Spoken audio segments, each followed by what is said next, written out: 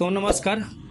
आप सब बहुत सारे वीडियो देख रहे हैं कि टीआरई 4 में कंप्यूटर टीचर का बहाली आने वाला है, इतना आने वाला है, कब आएगा, क्या क्या एलिजिबिलिटी है, कौन लोग उसमें भर सकते हैं, पीजीडीसीए कैसे होता है, कंप्यूटर साइंस से है तो भर सकते हैं कि नहीं, हमको बीपीएससी सिर्फ देना है कि हमको सीटेट देना पड़ेगा या एसटीएटी देना पड़ेगा।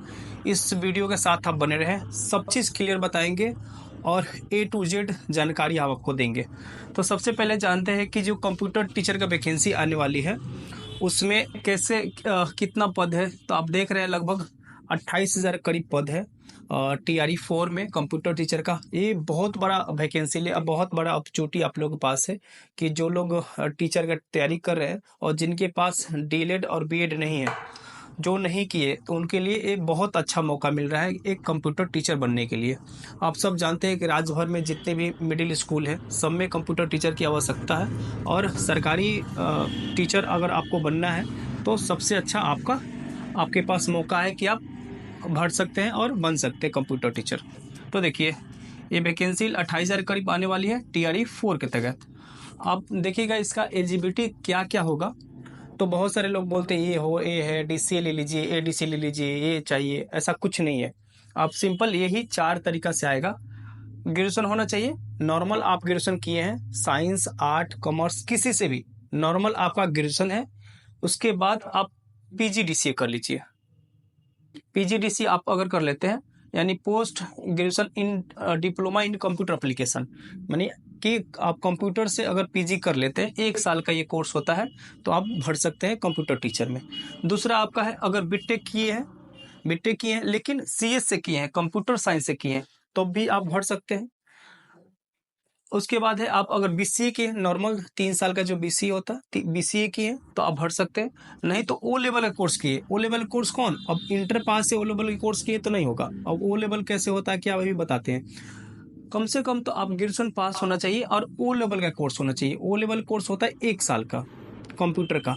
नीलेट कराती है, डोएक कराती है, ये जो 2 संस्था है, चाहे एआईसीटी कराती है, तो वहाँ से ओ लेवल का कोर्स करिएगा, यानी कि 1 साल कंप्यूटर का आपके पास सर्टिफिकेट होना चाहिए, तो आप भर सकते हैं। यही बस एलिजिबिलिटी है, इसके अलावा कोई एलिजिबिलिटी नहीं। कोई बोलेगा एडीसीए कर लीजिए ग्रेजुएशन के बाद ले लीजिए, ऐसा कुछ नहीं है, नहीं लेगा। सिर्फ यही 3 चारों आपका एलिजिबिलिटी है। एज का कैटेगरी आप सब समझ रहे हैं कि आपका होना चाहिए 18 वर्ष कम से कम मिनिमम, और मैक्सिमम आपके पास होना चाहिए 37 वर्ष। और एज रिलैक्सेशन एसी ओबीसी और एससी एसटी के अनुसार अपना एज रिलैक्सेशन मिल जाता है, वो आप देख लीजिएगा।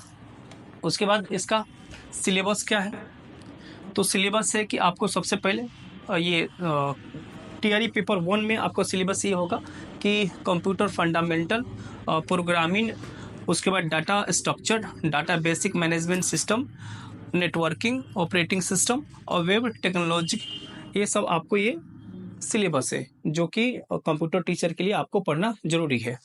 इसके बाद आप देख लीजिए कि पेपर 1 होगा, पेपर 2 होगा। ये पेपर 1 का 100 नंबर का मार्क्स होगा, उसमें 2 घंटा का टाइम दिया जाएगा। 120 नंबर का पेपर 2 में होगा और आपका 2 घंटा का टाइम दिया जाएगा। ये जो पूरा पीडीएफ है आपको नीचे डिस्क्रिप्शन में मिल जाएगी, एक बार आप देख लीजिएगा। ये अप्लाई कब से होगा, एक संभावित तिथि हम आपको बता सकते हैं, क्योंकि अभी बीपीएससी वाला मामला चल रहा है तो थोड़ा सा ये लेट हो रहा है, लेकिन ज़्यादा लेट नहीं होगा।